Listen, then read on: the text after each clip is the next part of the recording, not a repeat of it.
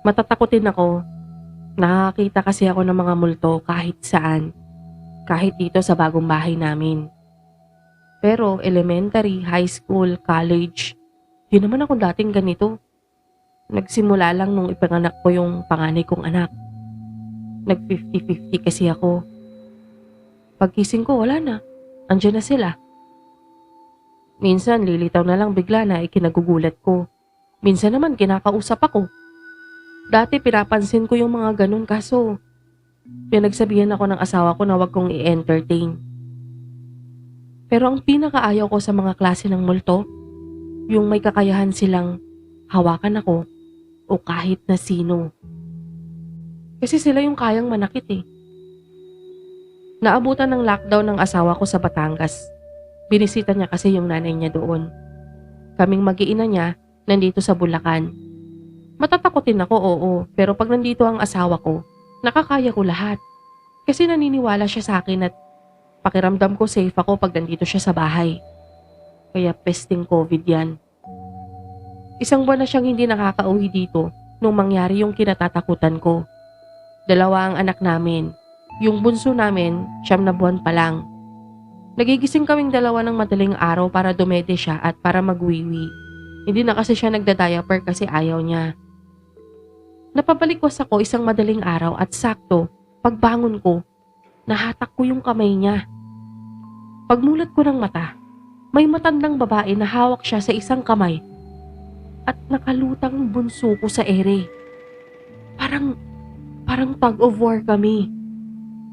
Nung makita ng anak kong gising na ako, saka siya umiyak.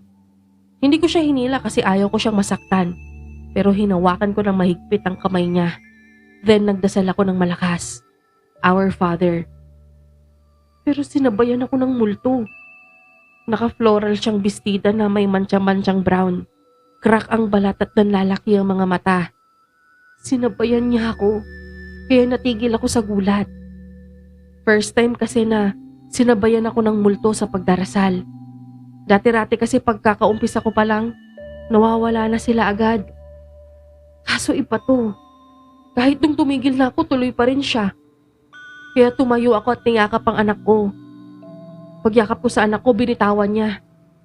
Tapos, nakiyakap siya sa amin. Hindi naman siya ang unang multo na yumakap sa akin. Pero siya ang unang multo na amoy ko ang hininga. Amoy bulok na ewan. Tapos kinalmot niya ako sa likod. Nagising tuloy ang panganay ko dahil sa sigaw ko. Ang sakit kasi.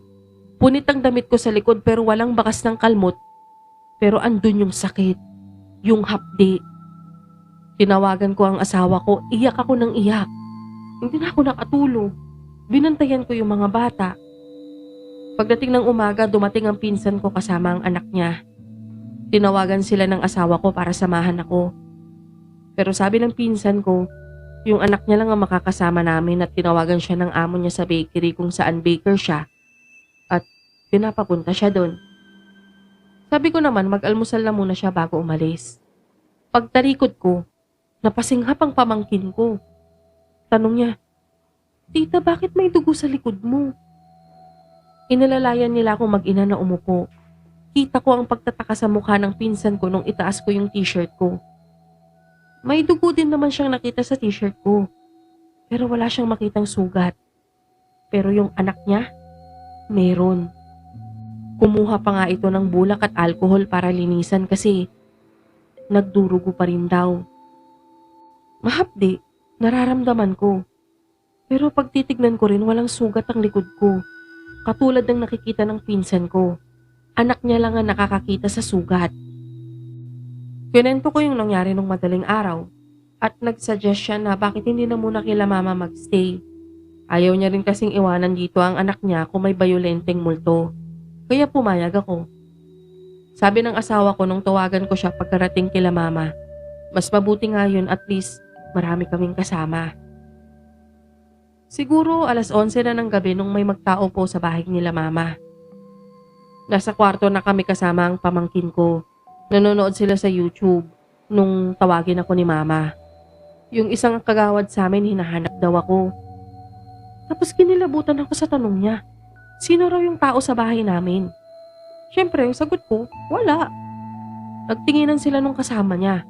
Inayan nila akong i-check ang bahay. Sumama naman ang dalawang kuya ko. Pagbukas ko ng bahay namin, ang gulo-gulo. Punit-punit yung mga kortina. Tapos natanggal lahat sa curtain rod. Nahulog lahat ng mga condiments na sa ibabaw ng cabinet. Yung kama namin may kalmot-kalmot. Habang pabalik kami kila mama, kinuwento nila. Habang nagronda sila, biglang sumindi ang ilaw sa bahay namin at may nakita silang bulto ng tao na palakad-lakad sa loob. Alam nilang lumipat kami kila mama kasi nagpaalam kami sa barangay hall bago kami dumiretso doon. Kaya nag-decide silang tanungin ako. Nakatulog ako agad pagkahiga ko. Katabi kasi naming mag-iina si mama at papa. Pero ilang beses akong ginising dahil sumisigaw ako. Sa panaginip ko kasi, hinahabol ako nung matandang babae. Sa ikalawang buwan na hindi pa nakakauwi ang asawa ko, puro video call kami lalo pag hindi siya tambak ng task sa clients niya. Pa 10 AM na nung mag-decide akong magluto ng tanghalian. Panatag naman akong iwanan ng mga anak ko sa sala kasi andun yung dalawa kong kuya at pati yung pamangkin ko. Iniwanan ko silang kausap pa rin nila ang papa nila. Naggigisa na ako nung kalabitin ako ng isa kong kuya. Sabi niya asawa ko tumawag sa kanya. Kinuha ko yung cellphone niya. Sakto si mama pumuntang kusina, inabot ko sa kanya yung sandok. Sinundan ko naman si kuya. Medyo aburido kasi ang itsura niya. Na bago sa akin kasi ang dalawang kuya ko mga sanggano. So yun nga, sinundan ko siya. Pagdating ko sa sala, kanlong na nilang pareho yung mga anak ko. Habang kandong naman ni Papa yung pamangkin ko. Tanong ko, bakit? Sagot ni Papa, kausapin ko raw yung asawa ko. Lumabas ako, bigla kasi ako nanlamig. Pero mas nanlamig ako sa kwento ng asawa ko. Yung sala kasi namin maraming upuan at puro pahaba. Puro kasi kami higaan noon pag nanonood ng TV kaya puro pahaba yung binili nila Papa. Nung pumunta akong kusina para magluto na, yung dalawang anak ko nakahiga sa sahig, nakadapa, habang kausap ang papa nila. Yung paa nila nakapatong sa upuan. Sa part na yun, kitang-kita ng asawa ko yung silong ng upuan. Umaga pa nun, kaya kitang-kita niya yung silong. Akala niya, nasa bahay yung iba kong pamangkin, kasi kahit nung andun pa ako sa sala, may nakikita na siyang gumagapang. Nung tatanungin na sana niya yung mga bata kung sino yung parang uod na gapang ng gapang, bigla na lang yun humarap at nakitang niyang hindi yun bata, kundi matandang babae. Tapos gumapang ito ng mabilis pasilong sa upuan at nung maabot na yung paa ng panganay ko, biglang nag-block yung screen. Namatay ang tablet ng panganay ko at alam kong full bat pa yun pero na-drain agad. Kaya ang tinawagan niya yung isang kuya ko. Sabi ni kuya, tatawanan niya sana ang asawa ko, pero nung chinek niya yung part na sinabi ng asawa ko, may handprint na bigla. Putik. Imposibleng mangyaring may ganoon dun kasi everyday alas 6 pa lang, naglilinis na si mama, nagwawalis o kaya nagmamap. At kung sakaling gawa yun ng tao, tuyong-tuyo ang lupa. Takot na takot na ako kasi kita kong natakot din yung mga kuya ko. Yung mga upuan pa nga sinagad na nila sa pader eh. Kinagabihan nagdasal kaming mag-anak.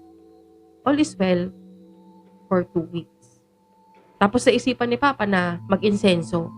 Akala kasi namin makakatulong eh. Yun pala, naggalit sa ginawa ni Papa. Everyday na aaksidente kami sa loob ng bahay. Hindi kami clumsy kaso lagi kaming nadadapa, minsan sabay-sabay pa. Parang may pumapatid sa amin. Ang kuya ko nasabi niyang enough is enough nung muntikan ng mabagok ang ulo ng panganay ko. Namili siya ng maraming asin. Pagpatak ng alas 6 ng hapon, binuksan niya lahat ng bintana. Sa loob ng bahay, nagsaboy-saboy siya ng asin. Sabi niya kay mama, wag munang magwawalis, ipagpabukas na. Sunod naman, sila ng isa pa ko pang kuya, sa labas ng bahay na nagsaboy ng asin. Buong bakuran namin hanggang sa may gate. Nakakaloka pero effective. Hindi na kami nadapa at parang gumaan yung ambience ng bahay. 10:00 na ng gabi nung kumakalampag ang gate namin pero pag titignan namin walang tao. Tapos alam nyo, kinabukasan, yung nurse sa amin na bumibili ng yosi sa tapat na tindahan, lumapit siya sa gate namin, nagsasampay kami ni mama nun. Sabi niya, kagabi raw, nung pauwi siya galing sa ospital, may nakita siyang matandang nasa gate namin. Naka-floral na bestida. Mukha nga lang daw masungit hindi na lang niya pinansin. Nung mag-iisang buwan nang walang paramdam sa loob ng bahay, tinanong ko yung kuya kong kung paano niya nalaman yung tungkol sa asing.